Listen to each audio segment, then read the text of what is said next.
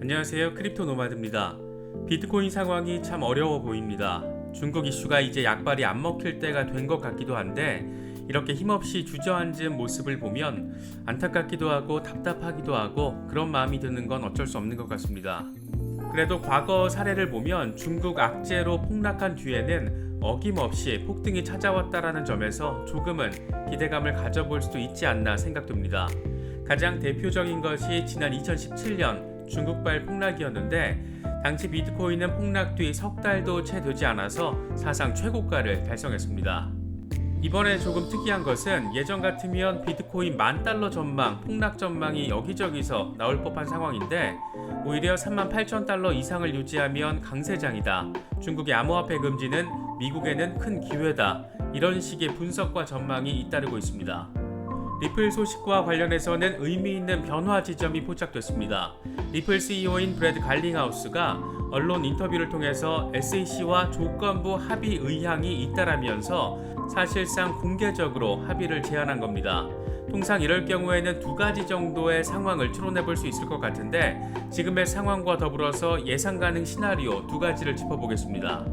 암호화폐 상품거래소 FTX가 홍콩을 떠나서 바하마로 근거지를 옮긴 것을 놓고 여러 이야기들이 나오고 있습니다. 미국과 중국이 규제를 강화하는 가운데 벌어진 일이기도 한데 결국 자꾸 눌러대기만 하면 사업자 입장에서도 암호화폐 산업에 대한 포용성이 더 큰 공간을 선택하게 된다라는 의미 있는 교훈을 안기는 사례라는 겁니다.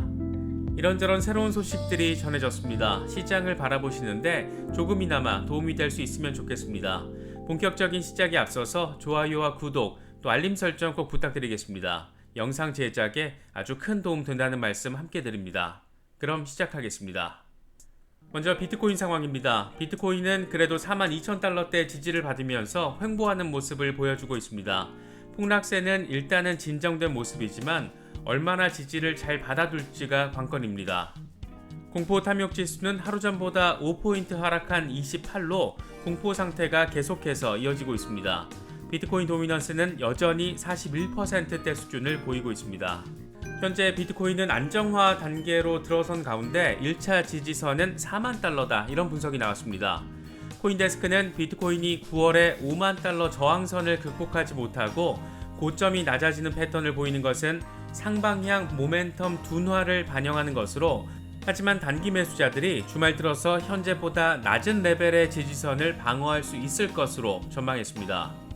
코인데스크는 일단 차트 기준으로 100일 이동평균인 $40,000가 1차 단기 지지선으로 될 거라고 제시했는데 만일 $40,000가 뚫리면 지난 4개월 동안 가격 범위의 중간 지점인 $36,000를 다음 지지선으로 지목했습니다.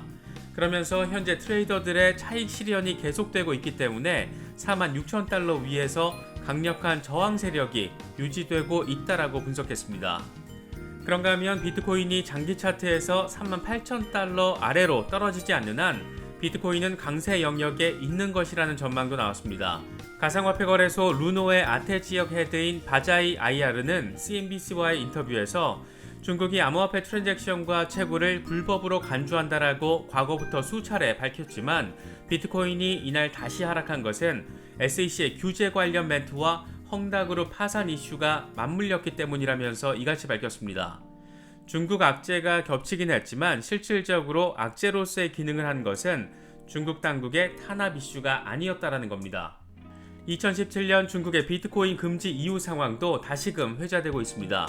코인텔레그래프는 비트코인 호들러들은 가격 하락에 좌절했지만 중국이 암호화폐를 금지했다라는 소식에 당황하지는 않았다. 사실 이건 인민은행이 4년 동안 시행한 기존 제한 사항을 반복한 것일 뿐이다. 이렇게 밝혔습니다. 그러면서 존 사토시 윅의 트위터를 인용했는데 그는 실제 지난 2017년 9월 중국 당국의 금지 발표로 비트코인이 폭락했지만 몇 주 만에 원래 수준으로 회복이 됐고 3개월도 되지 않아 사상 최고치인 $20,000를 기록했었다. 이렇게 설명했습니다. 암호화폐 분석가인 렉트 캐피탈의 경우에는 오랜 기간 시장에 있었던 비트코인 투자자들은 중국에서 다양한 퍼드 반복을 들어왔다. 그러나 이런 경험으로 무장하지 않은 새로운 투자자들이 가장 큰 영향을 받았다. 이들의 패닉셀이 최근 하락세를 부추기는 요인이었다. 이렇게 분석했습니다. 또 포브스의 보도 내용을 보면 중국 인민은행이 암호화폐 거래 금지를 다시 언급하면서 글로벌 암호화폐 가치는 3시간 만에 9% 하락하며 1,500억 달러의 시가총액이 증발한 것으로 나타났습니다. 포브스는 중국의 강경 발언 내용은 과거와 매우 흡사하지만 다른 국가들의 유사한 조치를 부추길 수 있다라는 우려로 가격이 빠르게 하락했다. 일시적 공포가 가라앉으면 시장이 회복될 수 있다. 중국은 수년 동안 비트코인에 철퇴를 가했지만 미국 기관들이 놀라운 속도로 암호화폐를 채택하는 것을 막지는 못했다. 이렇게 분석했습니다.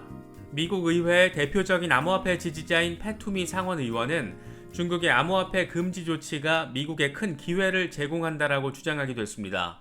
크립토 포테이토 보도 내용을 보면 투미 의원은 중국 인민은행의 추가 규제 압력에 대해서 비트코인을 포함해 암호화폐에 대한 중국의 권위주의적인 탄압은 중국에 비해 엄청난 구조적 이점을 보유한 미국의 큰 기회다. 이 같은 견해를 밝혔습니다. 그러면서 중국 정부는 경제적 자유에 대해서 너무 적대적이어서 금융 혁신 노력을 용납하지 못한다라면서 경제적 자유는 경제 성장과 모든 사람들의 생활 수준 향상의 기반이라고 강조했습니다. 이더리움의 경우에도 일단 3,000달러가 붕괴된 상황입니다. 하지만 엄청난 물량의 이더 소각은 여전히 이더리움 강세에 대한 기대감을 키우고 있는 상황입니다. 8월 5일 런던 포크 이후에 현재까지 누적 소각 물량이 36만 이더를 돌파한 상태입니다.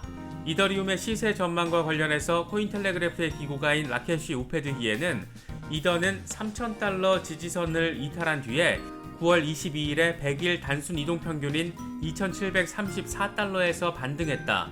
하지만 회복세는 23일 3,100달러에서 멈췄다. 곰세력이 100일 단순 이동 평균 아래로 떨어뜨리면 공격적인 매도를 강화해서 1,972달러의 목표치까지 하락장을 이어갈 수 있다.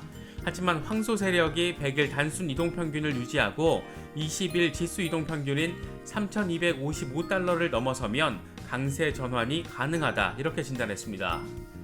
갤럭시 디지털 CEO인 마이크 노보그라치 역시 최근 폭락장 이후에도 비트코인은 4만 달러 선을, 이더리움은 2,800달러 선을 유지했다. 비트코인과 이더리움이 유지되는 한 암호화폐 시장은 양호한 상태이다. 지금의 하락장을 매수 기회로 보고 있다라고 평가했습니다. 리플 소송과 관련해서는 상당히 의미 있는 소식이 전해졌습니다. 리플 CEO 브래드 갈링하우스가 공개적으로 SEC와 조건부 합의 의향이 있다라고 밝힌 겁니다. 유투데이 보도 내용을 보면 갈링하우스는 폭스 비즈니스와의 인터뷰에서 XRP에 대한 절대적인 확실성이 있다면 SEC와 합의할 의향이 있다. SEC와 건설적인 길을 찾고 싶다라고 밝혔습니다. 하지만 XRP가 무엇인지에 대한 확실성이 없다면 해결 시나리오는 없다. 이렇게 덧붙였습니다. 갈링하우스는 우리는 XRP가 어떻게 매우 강력한 도구가 될 수 있는지에 대한 명확한 비전을 가지고 있다. 암호화폐 커뮤니티와 XRP 커뮤니티에는 XRP로 놀라운 일을 하는 사람들이 많이 있다. 이렇게 강조했습니다. 그러면서 XRP 레저가 회사 설립 이전부터 존재했던 탈중앙화 오픈소스 기술이다. 이렇게 덧붙였습니다. 특히 이더리움에 대한 SEC의 모호한 진술은 규제 명확성 부족을 보여주는 것이다. 일각에서 암호화폐 업계가 와일드 웨스트와 같다라고 말하지만 나는 동의할 수 없다. 암호화폐는 이미 규제를 받고 있다. 이렇게 목소리를 높였습니다. 현재 상황에 대해서는 통상적으로 두 가지 정도의 관점에서 바라볼 수 있을 것 같습니다. 먼저 이미 합의 도출을 위한 실무 협상이 진행된 상황에서 리플 측이 나서서 여론 분위기를 조성하고 SEC가 합의를 받을 여지를 만들어주는 방식입니다. 규제기관과 피규제기관의 송사가 합의로 이어질 때 흔치 않게 벌어지는 상황인데 특히 최근 리플과 SEC 양측이 서로의 비밀문건 봉인을 용인하며 한 발 물러섰다라는 점에서 소송은 이미 합의 국면으로 방향을 튼 것 아니냐 이런 분석도 나오고 있는 모습입니다. 또 하나는 법원의 최종 판결을 앞두고 리플 측이 주도권을 잡기 위해 벌이는 여론전의 측면에서도 바라볼 수 있습니다. 다만 이 상황은 최근의 흐름과 충돌하는 지점이 존재하고 SEC와 더 첨예한 갈등을 불러일으킬 수 있는 잠재성도 존재한다라는 점에서 일종의 리플로서는 배팅이 될 수도 있는 그런 부분입니다. 만약 이런 방식으로 리플이 접근하는 것이라고 한다면 리플의 사업 중심지를 미국이 아닌 다른 곳으로 옮길 수 있다는 것까지 염두에 뒀을 때 가능한 조치가 아닐까 개인적으로는 생각됩니다. 특히 조건부 합의라는 점에 주목할 필요가 있어 보입니다. 무조건 합의만 해달라 이렇게 간청을 하는 게 아니라 일단 합의를 한다면 XRP를 제대로 이해하고 다시는 발목을 잡지 말아라, 이런 부분을 리플사는 상당히 명확하고 구체적으로 하겠다라는 것인데, 과연 SEC가 이런 리플 CEO의 제안을 어떻게 받아들일지 사뭇 궁금하기도 하고 어느 정도 기대감을 갖게 만드는 그런 부분 같습니다. 중국발 탄압 이슈와 더불어서 리플 소송으로 상징되는 미국 규제 이슈가 이어지는 상황에서 암호화폐 거래소 FTX의 바하마 이전은 그래서 더 주목받고 있는 모습입니다. FTX는 세계 2위 암호화폐 파생상품 거래소인데 바하마 이전을 공식화하면서 주목받고 있습니다. FTX는 본사를 바하마로 이전하는 가장 큰 이유를 현지 규제 당국의 선진적인 태도 때문이다 이렇게 밝히면서 우리는 바하마 감독 당국과 긴밀한 협력 관계를 유지할 거라고 강조했습니다. 중국과 미국이 암호화폐 적대적인 규제 정책을 펼치고 있는 가운데 싱가포르와 바하마 등의 국가에서는 암호화폐 친화적인 방식으로 혁신 기업들에게 러브콜을 보내고 있습니다. 일종의 규제 피난처로 주목받고 있는 것인데, 이더리움 창시자인 비탈릭 부테린과 바이낸스 창업자 자오 창펑 등 주요 인사들은 이미 싱가포르에 체류하고 있거나 이민을 준비하고 있는 것으로 알려져 있습니다. 기존 레거시 금융의 중심지가 미국과 영국이었다라면 새로운 블록체인 시대의 금융 중심지는 어쩌면 싱가포르 등 규제 피난처가 될 가능성도 생각해 볼 수 있을 것 같습니다. 요즘 미국 규제 당국과 묘한 신경전을 이어오고 있는 코인베이스 CEO 브라이언 암스트롱이 대량의 비트코인을 보유하고 있고 알트코인의 전망이 그 어느 때보다 밝다 이렇게 밝히면서 주목받고 있습니다. 브라이언 암스트롱은 앤서니 폼필리아노의 유튜브에 출연해서 개인적으로 대량의 비트코인을 보유하고 있다. 암호화폐를 알게 되고 처음 나를 흥분시켰던 것은 비트코인이었다. 우리는 이미 다양한 자산과 블록체인으로 경제가 구축된 세상에 살고 있다.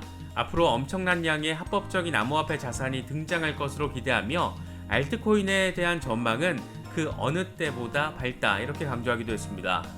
브라이언 암스트롱의 이 같은 발언은 개인적으로는 제가 딱 드리고 싶었던 그런 내용이었습니다.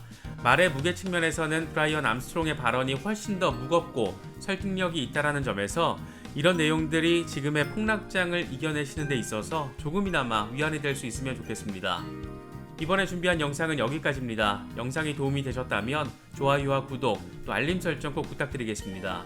영상 제작에 아주 큰 도움 된다는 말씀 함께 드립니다. 언제나 성토하시기를 기원하겠습니다. 시청해주셔서 감사합니다. 지금까지 크립토 노마디였습니다.